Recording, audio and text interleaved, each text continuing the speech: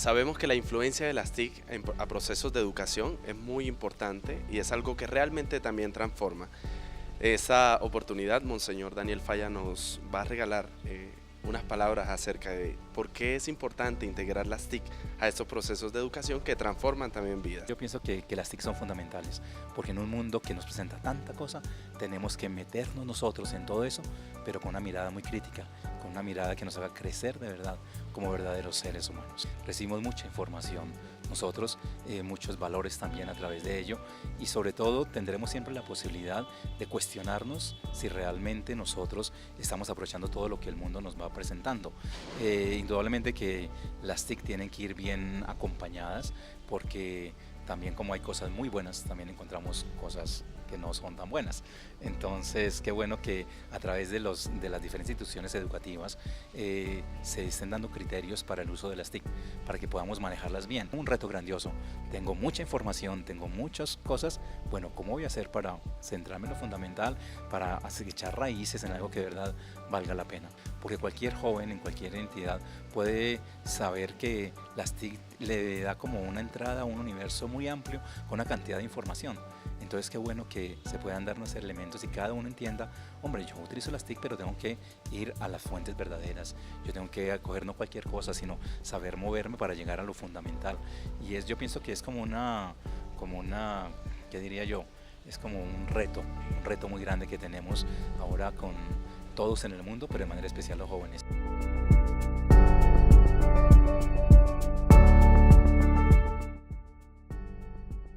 Bueno, yo soy Franklin Buitrago, yo soy en este momento el decano de Filosofía y Teología de la Universidad Santo Tomás. En la Santo Tomás tenemos dos programas de filosofía realmente, un programa presencial donde yo trabajo y un programa también a distancia. Algunos libros como este vienen del programa a distancia, que ha sido toda una evolución. Esto es de los años 80, cuando comenzó este tipo de educación, cuando el desafío era cómo hacer la clase accesible no en aulas, sino a nivel distancia. El siguiente paso para nosotros es el tema de la virtualidad, y la universidad, de hecho, con una oficina especial, está trabajando muchísimo en eso. Sin embargo, debo confesar que no ha sido fácil, especialmente en el campo de la filosofía. ¿Por qué? En primer lugar, porque muchos profesores son de otra generación, no son nativos del mundo digital, como se dice. En segundo lugar, porque la filosofía es una disciplina de leer, de profundizar en los textos. Y los profesores somos un poco desconfiados del internet, donde tú puedes pasar horas y horas navegando de un sitio para otro sin profundizar. De modo que nuestro reto es cómo enseñar al estudiante a profundizar, a no quedarse en una enseñanza general, cómo tener una lectura crítica de lo que está haciendo, que es lectura no solo de textos, sino también lectura de imágenes, lectura de videos, que abundan cada vez más en la red. Para los profesores ha sido de mayor facilidad, digamos, acomodar a un público más heterogéneo, por supuesto, que no son solo filósofos o literatos, a este tipo de aulas virtuales donde interactúan de otra manera. Nosotros somos conscientes, ¿no? Y hace mucho se ha venido hablando de este tema de los nativos digitales. Los chicos de hoy en día vienen con esto incluido en la cabeza. Y se les da y se les facilita. Sin embargo, es difícil romper ese paradigma de la enseñanza de la filosofía en esos contextos. Alguna vez hacíamos la reflexión con unos estudiantes y nos decían, no, profe, ¿cómo nos van a enseñar a Aristóteles o las reflexiones de la ética nicomaquea pues a partir de unos módulos virtuales? Muchas veces se necesita la mediación del profesor, no solo para explicar, sino para ser real, con ejemplos más tangibles, por ejemplo, un asunto como la ética nicomaquea, ¿no? Que hoy en día tiene muchos desarrollos. Y sin embargo, pues se constituyen un reto para las facultades de filosofía, en particular a la nuestra, acomodarnos a esos espacios virtuales y más que acomodarnos, más bien acomodarlos a la formación en filosofía. La educación en filosofía se vuelve un reto pues porque es una educación que tradicionalmente se ha impartido, pues digamos, de una forma muy ortodoxa, ¿no? A partir de una lectura de unos textos, de unos tipos de seminarios. Obviamente los tiempos actuales nos han llevado a repensar unas dinámicas pedagógicas en torno a la enseñanza de la filosofía. De modo que la Universidad Santo Tomás tiene una plataforma virtual, el Moodle, donde todo profesor, digamos, está de cierto modo obligado a utilizarlo, porque los estudiantes deben hacer un cierto número de horas semanales en su casa, y todo eso pasa por la mediación del Moodle. En la práctica, ¿qué hacen la mayor parte de los docentes? Colgar en el Moodle textos, fotocopias, poner links para que los estudiantes puedan leer desde el Moodle, diferentes textos disponibles en la red, y trabajar a partir de foros. Algo muy enriquecedor ha sido el tema de los foros de discusión. Plantear una pregunta y dejar que los estudiantes durante la semana vayan interactuando en torno a un foro y al final evaluar. Sin embargo, la misma evaluación nos muestra que este tipo de uso del Moodle como mediación es un uso bancario. Estamos haciendo lo mismo, reproduciendo la misma enseñanza tradicional de colgar textos para que el estudiante lea. El gran desafío es cómo interactuar a partir de ese medio. Y yo creo que en eso nos falta mucho por crecer en todas las universidades, especialmente en el campo de las humanidades. Además, pues porque el público, digamos, las personas interesadas en la filosofía, pues también han cambiado sus paradigmas. Algunos profesores han ideado como proyectos novedosos que implican que el estudiante se involucre y a través de la web hagan proyectos conjuntos, a través de imágenes, del uso de videos, que hagan montajes, que aprendan a presentar su pensamiento de modo más creativo. Esa ha sido como una estrategia, ¿no? Y poner todo esto en la red y hacer que los estudiantes interactúen. Como institución hay apuestas importantes para la educación y learning y todo este cuento, ¿no? De educación inclusive a distancia o la educación a través de plataformas virtuales, de objetos virtuales de enseñanza. Sin embargo, para la filosofía eso todavía, insisto, es una tarea pendiente, en la medida en que, pues, como es propio de nuestra profesión, todavía hay unas críticas que resisten, si se quiere, la mecánica o lo que implica la educación, primero a distancia en términos de calidad, que es una reflexión que se está dando, por ejemplo, ahora en la universidad. No significa al ser a distancia que sea pobre de calidad o al que sea virtual sea pobre de calidad, pero sí requiere unas condiciones para que esa calidad permanezca y sea medible, comprobable y realmente pues se transmita la información y una mecánica de aprendizaje novedosa. Sobre el tema de la educación y las tecnologías, yo creo que es una herramienta muy valiosa, sobre todo para acercar el conocimiento a comunidades que quizá por cuestiones de infraestructura o por alcance estatal a veces no tienen el acceso al conocimiento o a información de actualidad. Cada vez más yo veo que se desarrolla más el tema de los foros, pero foros también más enriquecidos, con más documentos, con más feedback. Un problema enorme es el problema del tiempo, porque hacerle seguimiento a un foro implica mucho tiempo para el docente, con el que no cuenta, pero algunos lo han ido utilizando, ¿no? El tema del uso de mapas, el uso de arte, el uso de fotografías, de cortos videos para contextualizar el pensamiento de un autor, también creo que se ve cada vez más dentro de esto, ¿no? También tenemos cada vez más la posibilidad de interactuar con estudiantes en zonas muy alejadas o ponerlos en contacto con profesores de otros países. Esto a nivel de posgrado se usa muchísimo en este momento en la universidad, es otra alternativa de mediaciones virtuales. Para estar al día en lo que es el desarrollo de aplicaciones de diseño, en mi caso, me es fundamental conocer herramientas tecnológicas, por eso las TIC son fundamentales. Hay aplicaciones que en mi trabajo, en mi labor como diseñador gráfico y como magíster en escrituras creativas, me facilitan muchas cosas que hay que hacer. Si bien, por ejemplo, para escribir un guión uno podría emplear Word, hoy existen aplicaciones que facilitan mucho el trabajo y eso significa tiempo, ¿sí? Algunas acciones a la hora de escribir se desarrollan con más rapidez, solamente con hacer un botón uno ya está diciendo estoy en una escena, estoy en un diálogo, en fin. Y bueno, en diseño, todo lo que son los programas de trabajo de imagen y de video cada vez tienen muchas más herramientas que potencian o permiten desarrollar efectos, por ejemplo en la animación, lo que es la edición de video se facilita mucho. ¿Sí? Sobre todo imaginemos proyectos de gran envergadura donde hay que trabajar con equipos grandes, ¿no?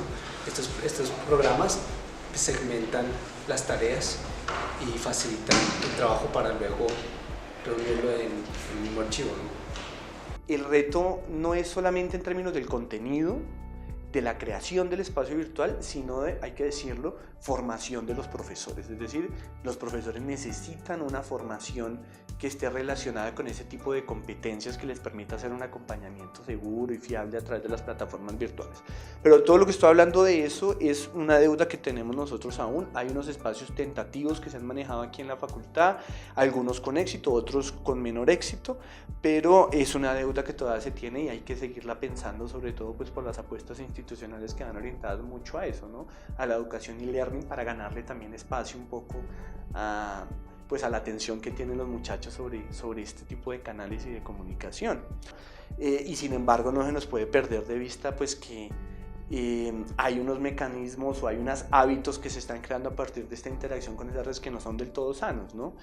La ligereza o la inmediatez en la lectura, la poca profundidad o la falsedad de muchas noticias, eso sí que realmente son temas que nosotros debemos abordar a la hora de plantearnos ocupar los espacios que los estudiantes regularmente, y no solo los estudiantes, nosotros mismos con los que interactuamos.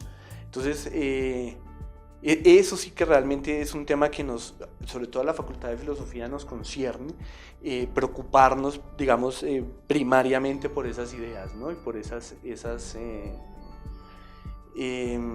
problemáticas que existen detrás de este tema, ¿no? de la relación con lo virtual. La tecnología a través del estudio, pues, a medida del tiempo nos ha ayudado porque podemos averiguar mucho más cosas, obtener más información de ella, dándole un buen uso más hacia la parte académica, y hay veces pues la mayoría utilizando bien las redes sociales más para ayudar con nuestro estilo grupal y no como por una parte no tanto buscando la diversión como para distraerse, sino más para aprender más.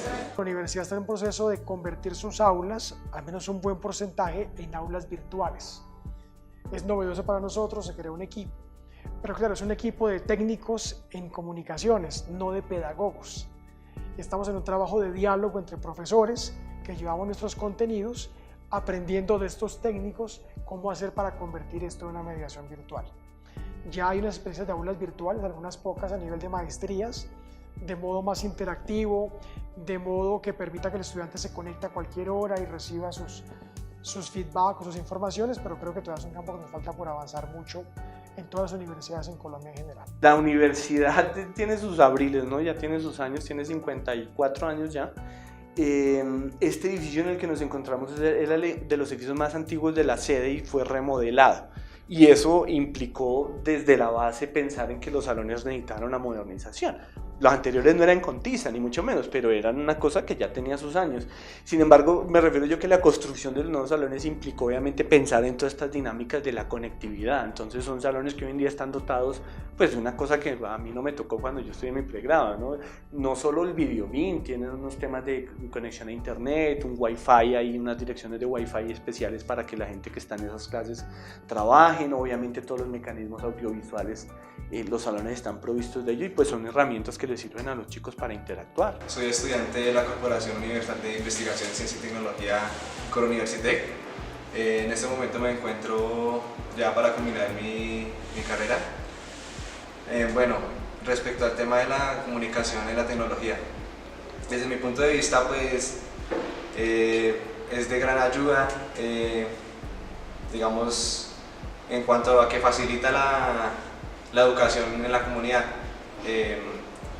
En específico el caso de poblaciones, digamos, lejanas a, no sé, centros rurales, o no sé, digamos que se les dificulte asistir a un espacio para recibir sus clases, podemos utilizar la tecnología por medio de clases virtuales, páginas web, adquirir información por medio de la internet, digámoslo así. También el caso de el apoyo de la tecnología, como lo son en prácticas, en clases, apoyos visuales que en algunos casos nos facilitan comprender más cierto tema o que se nos dificulta, digamos, comprender algunos casos, digamos, de las clases. También hay que tener en cuenta que hoy en día todo es tecnología. Bueno, por supuesto hablar de la educación en filosofía hoy ya es un reto, pues por la naturaleza o la circunstancia en la que se encuentran las humanidades hoy en en el mundo, ¿no? La experiencia que hemos tenido en la Universidad de La Salle parte de la filosofía misma que tiene la universidad, además pues a partir de la cual la facultad está, digamos, comprometida, ¿no? La universidad tiene como su gran paradigma un trabajo por lo social, por la transformación social, y eso ha llevado a que la enseñanza en filosofía en la facultad de la universidad sea repensada en virtud de cómo hacer una filosofía práctica, ¿ya? Es decir, cómo hacer para que en este país se pueda transformar, hacer una transformación social, productiva, política, por ejemplo, desde la educación filosófica. Eso nos llevó hace un par de años a considerar que la filosofía política y la ética eran un campo que se tenía que trabajar fuertemente. Y a partir de esos dos sectores o esas dos áreas, digamos, de la filosofía, es que la Facultad de Filosofía de la Universidad de La Salle se ha comprometido, digamos, con el desarrollo de ciertas características éticas y políticas del individuo, del estudiante que viene aquí, pero eso no es sencillo de desarrollar. Es decir, en el aula puede impartir una serie de contenidos sobre la ética y la filosofía política, concepciones de la democracia, institucionalidad y participación ciudadana, temas que son neurálgicos, por ejemplo, hoy en día, pero cómo hacer eso real o cómo uno puede constatar, si se quiere, que realmente hay una transformación, ¿no? que impacta pues a la sociedad. Entonces hay unos espacios que la Facultad de Filosofía se ha interesado en impulsar y que creo que son vitales a la hora de pensar este tema de la educación filosófica. Más allá de los semilleros de investigación, hay unos espacios muy puntuales en torno a que los estudiantes se profesionalicen. Es decir, que se entienda que el ejercicio del filósofo no es un ejercicio más allá de lo que nos gusta, nos interesa, digamos, puramente contemplativo en una realidad como la colombiana, sino que va más allá. El filósofo comparte sus ideas, fortalece sus ideas y mediante el dar a conocer sus ideas, pues transforma, ¿no? Ahí se rompen, a mi modo de ver, a partir de lo que he dicho, dos paradigmas fundamentales de la enseñanza en filosofía. El primero, que la enseñanza en filosofía no es una enseñanza para el placer o solamente para el deleite, me hago entender, no se hace como algo recreativo y las personas que vienen acá buscan justamente un sentido profesional. Cuando nosotros intentamos involucrar a los estudiantes en su vida profesional, les exigimos, por ejemplo, que dentro del marco de su formación, lo que ven en el aula, su producción intelectual dé cuenta de la experiencia que han tenido y además que pueda ser compartible. Ahí se rompe, creo que el segundo paradigma es un poco el autismo que tiene la filosofía, ¿no? O ha tenido la filosofía. Más allá de los prejuicios, no vamos a hablar de eso ahorita sobre filosofía latinoamericana, ¿no? Pero la filosofía en nuestros contextos, pues que sí un poco se ha dedicado a estudiarse a sí misma, a reflexionar cosas muy profundas, pero muchas veces alejada de los paradigmas o los problemas puntuales. Entonces, cuando nosotros hemos buscado que los estudiantes lleven sus reflexiones fuera del aula y no solo se compartan internamente o internamente en la institución, interinstitucionalmente, sino que también se haga fuera en eventos, seminarios que no son solo de carácter filosófico. Estamos viendo realmente cuál es la incidencia y estamos viendo un impacto favorable a propósito que los estudiantes a partir de la filosofía pueden adoptar una serie de temáticas que les permiten impactar socialmente, ¿no? En ejercicio real de su práctica filosófica. Por supuesto, el filósofo no es, no tiene un campo de acción tan delimitado y delineado, por ejemplo, como un trabajador social y demás. Pero el filósofo sí, cuando sale y comparte sus ideas, yo creo que hay un gran termómetro a propósito de lo que está pensando y cómo puede impactar en la sociedad a partir de sus ideas. Entonces, desde nuestra experiencia, esa ha sido una de las formas en que la educación filosófica se ha transformado, ¿ya? Más allá del crecimiento personal y demás, la filosofía ha encontrado en nuestra facultad un quehacer práctico de profesionalización del individuo a partir de la filosofía, y a partir de eso creemos que pues podemos tener conciencia o en cuenta, digamos, un impacto que sí hemos causado en la sociedad. Entonces eso ya marca un aspecto diferente para mí de la enseñanza en filosofía de otros tiempos. La filosofía ha sido enseñada durante mucho tiempo como la repetición de las teorías de otros pensadores, y eso se puede tornar pesado. Se puede preguntar ¿para qué sirve eso? Nosotros conocemos el pensamiento de otros para aprender a pensar nosotros mismos, para aprender a plantearnos de manera crítica los problemas de nuestro entorno, de nuestro país, de nuestra sociedad, de mi ciudad, de la juventud contemporánea. De modo que está puesta por una lectura crítica, por una formación en competencias discursivas, dialogales, Creo que ese es el objetivo real hoy de una educación en la filosofía, y una persona que quiera dedicarse a esto pues debe comprenderlo. Una facultad de filosofía no puede ser el lugar de personas extrañas que hablan de cosas incomprensibles en un lenguaje inaccesible. Tiene que ser un lugar de personas dispuestas a dialogar con otros que no comprenden su lenguaje y a enseñarles también a pensar y a expresar su propio pensamiento. Entonces creo que en esta medida es un reto para nosotros enseñar a pensar, enseñar a dialogar, enseñar a construir democracia. La universidad tiene unas apuestas institucionales desde su proyecto educativo que tienen que ver con lo rural, con ir hasta la región, que la universidad pueda hacer un acompañamiento, no solo en términos, digamos, de los programas académicos, sino de otro tipo de iniciativas. En un caso particular, yo tomé un curso virtual gratuito con la Universidad de Colorado, y la experiencia fue muy gratificante porque pude compartir con personas de distintos lugares del mundo cómo se abordaba el tema, en este caso de la comunicación, desde distintos puntos de vista, y cómo la interacción cultural de los participantes daba unos resultados muy diferentes, y eso es en realidad bastante enriquecedor. Por ejemplo, para los procesos de admisión, y se dio para el caso de la gran oleada que hubo con los chicos del Pilo Paga, todas estas mecánicas de la admisión tuvieron que transformarse. Entonces no eran habituales los que los chicos vinieran hasta la universidad, sino que eran chicos como que se encontraban afuera, necesitados de herramientas de comunicación remota. Entonces ahí entró todo este tema de la comunicación a través de mecanismos, digamos, de videoconferencias y demás que se hacían con chicos que estaban en toda clase de municipios y departamentos en Colombia. Habían chicos en Putumayo, habían chicos en Antioquia, habían chicos en Sucre, habían chicos en La Macarena. Bueno, de todo tipo, y la comunicación o la admisión, por ejemplo, con ellos se hacía a través de una entrevista virtual. Pero ahí vale la pena también anotar que no como mecanismo de resistencia, sino como más bien, yo creo que una forma en que la universidad busca preservar que el contacto del humano siga siendo, para el caso de la admisión, un asunto que se pueda dar, digamos, entre las dos personas directamente. Nosotros tenemos un proyecto llamado Utopía, y ese proyecto, como uno de los principios, es hacer justamente la admisión a partir de misiones que hace la universidad yendo a los diferentes poblados.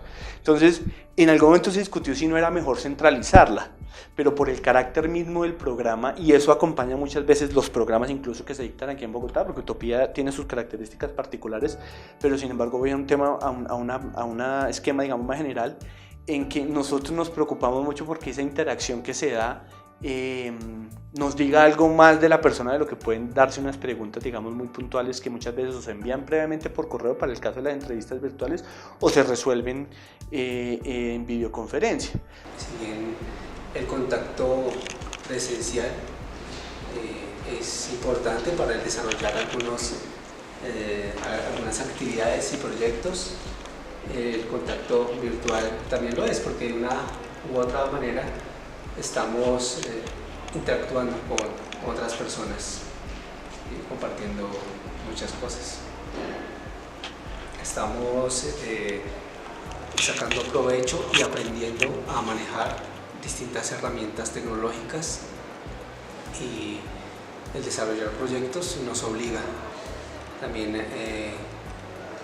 a aprovechar lo que es implementaciones interdisciplinares. Eso enriquece siempre mucho lo que es un proyecto. Por supuesto, cualquiera me diría que la videoconferencia tiene un equivalente o es igual, digamos, la interacción, pero muchas veces no es así. Por ejemplo, para el caso del proyecto Utopía, porque cuando uno está en la comunidad, uno sabe además de la persona a partir de la comunidad, uno se entera del entorno familiar, uno se entera del entorno social, uno se entera de las construcciones sociales que hay alrededor de este aspirante, y que le permiten a uno identificar, pues, obviamente su potencial muchas veces, o su voluntad, sus ganas, las cosas o premisas que lo llevan a él a pensar que puede desarrollarse en X o Y programa, ¿no? Entonces eso es una mezcla bien interesante de mecanismos de admisión. Para el caso, como te decía, de los estudiantes del Pilo Paga que se dio en los años anteriores, tuvimos que tener el mecanismo de entrevista virtual porque también eran muchas y nos desbordaba, y cuando se dieron esas entrevistas, pues bueno, se hizo con el mayor éxito, ¿no? Se pudo hablar, establecer un diálogo, una conversación, se pudo establecer algunos hábitos, digamos, de estudio de los aspirantes, algunas condiciones que ellos requerían cuando vinieran a estudiar aquí a Bogotá, y fue interesante, pues, digamos, poder tener en la universidad esa experiencia de que el aspirante no necesariamente tiene que estar aquí, ¿no? Sin embargo, como te digo, la universidad sigue buscando muchas veces en los casos de admisiones que son complicadas por la ubicación de los aspirantes, pues privilegia incluso que nosotros vamos hasta donde ellos están, ¿no? No sé si en detrimento de las vías de comunicación virtual, pero pues porque todavía nos hace falta a nosotros conocer de primera mano, pues en viva voz, las experiencias del entorno de los aspirantes. Ya lo que tiene que ver puntualmente, digamos, con las herramientas virtuales o la interacción que nosotros tenemos con este mundo, sigue siendo un campo que hay muchas deudas. Todo pasa también por las características de las unidades, de las facultades, ¿no? Nuestra facultad, que ya tiene 53 años, pues siempre se ha dictado en la noche. Y por ejemplo, esto representa para nosotros un espacio conquistable, además por el tiempo con el que cuentan nuestros estudiantes, pero también es un reto a la hora de reconocer que ese mismo tiempo es escaso y limitado, y el acompañamiento, que muchas veces es difícil hacerlo en persona, a través de las mecanismos virtuales, pues se dificulta mucho más. En una reunión de profesores de filosofía, una queja que usted va a encontrar con frecuencia es que el Ministerio de Educación Nacional está reduciendo cada vez más el estudio de la filosofía en los colegios, y que la financiación para proyectos universitarios se dedica cada vez más a áreas de ciencia y tecnología y cada vez menos a las áreas de humanidades. Existe la percepción de que las opciones políticas de la educación le están dando la espalda a la filosofía y a la formación de un pensamiento crítico. Más allá de las quejas normales de los docentes de filosofía, ¿cómo buscar alternativas? Yo creo que lo más interesante en este momento está en el descubrimiento de la importancia de enseñarle a pensar a los ciudadanos. Si queremos una democracia sólida, queremos opiniones críticas, queremos gente con capacidad de tomar decisiones, de dialogar en un país en paz, construido a partir de democracia, implica personas con un pensamiento crítico y con la capacidad de expresar su pensamiento de manera dialogal, de manera no conflictiva. Creo que si entendemos la importancia de eso para nuestro país, entendemos por qué es importante mantener la filosofía, pero también los retos que tenemos los profesores de filosofía.